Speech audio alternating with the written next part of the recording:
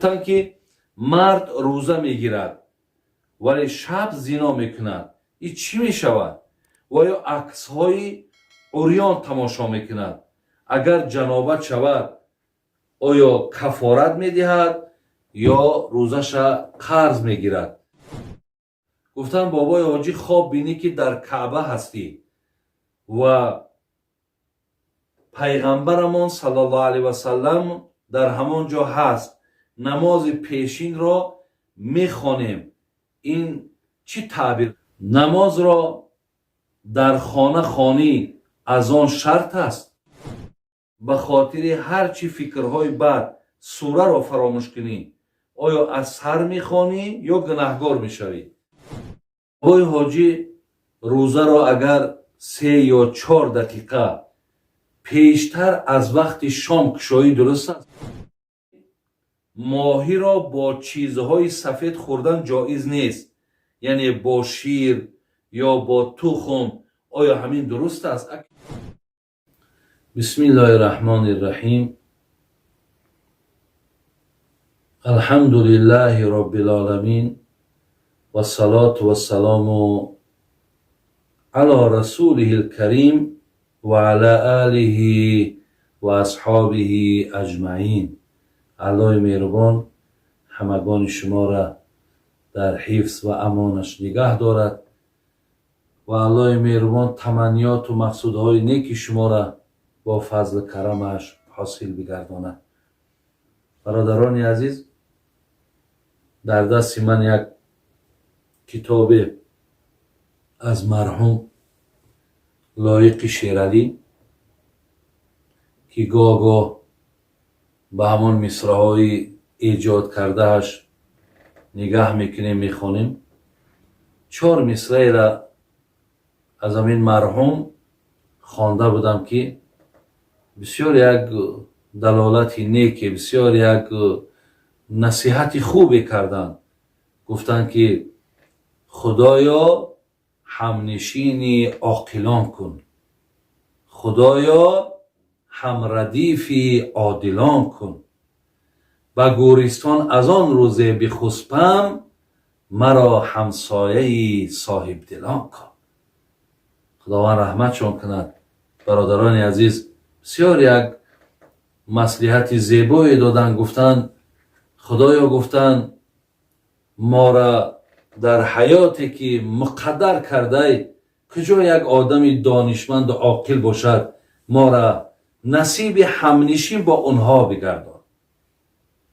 و خدایا در روی عالم هر کسی که عدل را پیشه گرفته است، خدایا از این نعمت هم ما را هم با نصیب بگردان. و در مصرع‌های آخرش گفت خدایا زمانی که جان ما نمیگیری و از این دنیا مقصد گسیل میشیم، پدرود میگیم دنیا را، در همون قبرستانم همسایه آدمان خوب ما بگردان.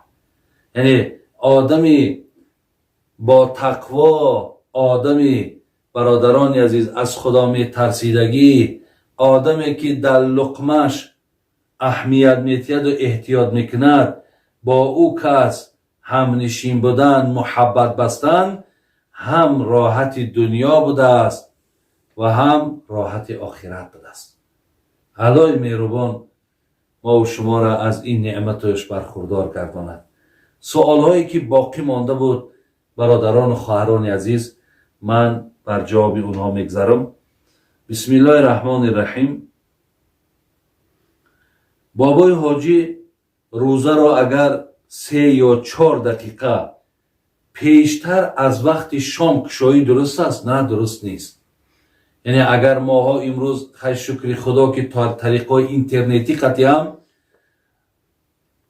وقتا معین شدگی هستند. اگر ما میبینیم که مقصد در ساعت 7 اولی وقت نماز مثال شام است، انمون وقتی ساعت 7 میتونیم که کشاییم.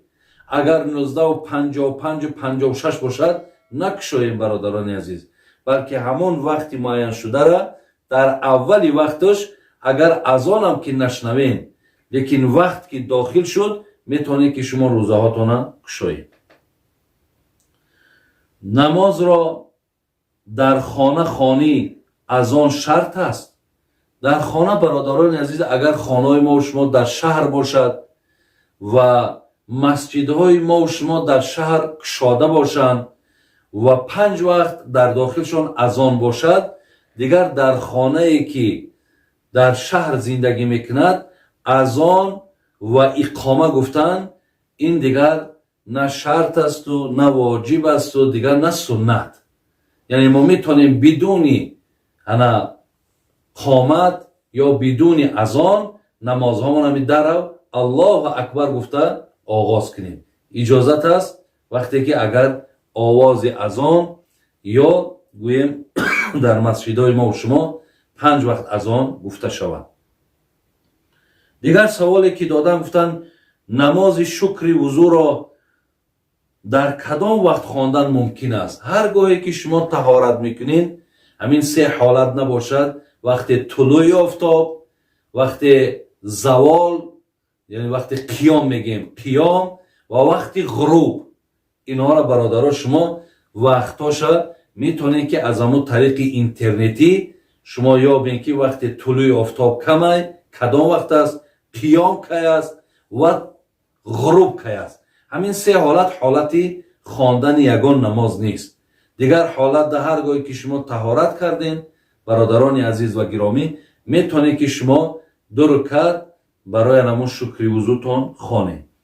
دیگر گفتن سوالی که دیگر دادن گفتن بابای حاجی خواب بینی که در کعبه هستی و پیغمبرمون صلی الله علیه و سلم در همان جا هست، نماز پیشین را میخوانیم، این چی تعبیر دارد؟ من اصلا برادران عزیز چندین بارها بیانم کرده بودم که من تعبیر خواب کرده نمیتونم، ولی انشاءالله هر خوابی که اگر به همین طرزی که این برادر است خواهر است بیان کرده است، اگر بینی کعبه را خواب بینی، ببین مسجد خواب بینی، قرآن خواب بینی، پیامبر خواب بینی، این معنای او را دارد که خودت آدمی با سعادتی، خودت آدمی با برکتی، خودت آدمی بسیار خوبی، زیرا که در خواب هر کس برادران و خواهران عزیز کعبه و پیامبر نازنین، مسجد، قرآن، اینها در خواب هر کس داخل نمی شود. چقدر اگر آدم وجودش تازه باشد، پاک باشد، خوب باشد، این خوابها در ذهن او کس می آید، این خوابها را ببیند. برای همین گواهی گفته میتونم که انشاءالله خواب بسیار مبارک، خواب بسیار خوابی خیر است. دیگر سوالی که کردن گفتن نماز تهجد را در چی وقت باید خوانی؟ بعد نماز همین عشا میگیم یا بعد نماز خفتن دیگر وقتی نماز تهجد داخل می شود. کسی اگر برای او شب خیستن مشکل تر باشد میتواند از پشت نماز همون خفتن شم تهجد چه خوانه و رفته خواب کنه. یا اگر انسانی که عادت داشته باشه و باز خیلی محبت و میل و ثواب زیاد اگر خواهشش باشد، این کس میتواند که از قسمی با آخر شب خیزد. دیگر سوالی کردن در وقت نماز به خاطر هر چی فکرهای بد سوره را فراموش کنی، آیا از سر میخوانی یا گناهگار میشوی؟ اگر وقتی که در داخل نماز در ذهن شما هر فکرها آمد، اکو وسواس شیطان شیطان وسواس میکند که همون محبت و میل و شوقی که شما دارید در نماز همون را از شما بگیرد، ولی شما هیچ وقت رو افتاده نشین. هر فکری که در ذهنتون میارد شما نماز با همون محبت و میلتون خواندن بگیرین. دیگر آهسته آهسته میبیند که وسوسه‌هاش که در تو تاثیر نمیرسانه و تو دائم با دعا هم کن که خدایا همین وسوسه ها را، همین مثال فکرهای بیجا را از ذهن من دور کن، انشاءالله تو پیروز میشوی و خدا خواهد این فکرها دیگر در ذهنت نمیاد. لیکن آدمانی که اگر دائم در فکرش همین باشد که 3 رکعت خواندم یا 4 رکعت، این دائم همون رکعتی کم میگیری، یعنی در ذهنت میگذرانی که یعنی من 3 رکعت خواندم. اگر همین مسئله گاه شود نماز ایسر میخوانی. دیگر سوالی که آمده است میگویند که ماهی را با چیزهای سفید خوردن جایز نیست، یعنی با شیر یا با تخم. آیا همین درست است؟ اکی جهت‌های طبی اگر از نگاه دین برادران عزیز و گرامی مثال خوردن اینا همش حلالند، خواه شیر باشد خواه تخم باشد، ولی از نگاه طب دیدن در کار که اگر به شرط همین ماهی با تخم یا با شیر موافقه نشود یا ممکن که همین ها در جسم ما و شما یگان زیان ضرر بیارد، طبیب ها را هم گوش کردن در کار، زیرا اونها باز در این بابت ها تجربه ها دارند. از تجربه های اونها هم برادران عزیز استفاده کردن در کار، لیکن از نگاه دین یگان زیان و ضرری ندارد. دیگر گفتن که مرد روزه میگیرد ولی شب زنا میکند، این چی میشود؟ و یا عکس های عریان تماشا میکند، اگر جنابت شود آیا کفارت میدهد یا روزش قرض میگیرد؟ برادران عزیز و گرامی، برای همین نفری که روز روزدار باشد و شب زنا کند، روز روزدار باشد و شب با نوشابه های اسپریتی مقصد روزش کشاید، روز روزدار باشد و شبی دراز مقصد با تلفن همان زنهای لوچ تماشا کند، بهترش همین است که این آدم روزه نگیرد. یا اگر آدمی نماز خوانم که باشد، بهترش همین است که این آدم نماز دیگر نخواند، زیرا ایرا در کتاب ها همچون مسخره در دین میگن. برای همین این سوال برادر عزیز جوابش همین است که شریعت همین را میگه وقتی که این صلات تنها عن الفحشاء و المنکر، نمازی که اگر تر از کارهای زشت من نکرد، معلوم است که نماز از برای خدا نیست.